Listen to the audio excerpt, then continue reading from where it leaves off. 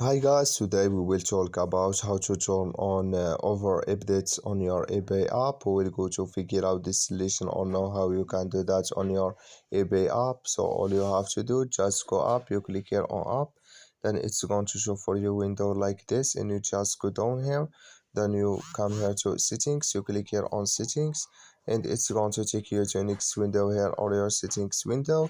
Then you just click here on notifications, and you come to a notifications window here, and you just go down here, then you come here to over updates, you click here on this mark, then it's going to show for you with the color like, or this mark it's going to show for you like this. That's mean over updates it's turned on now.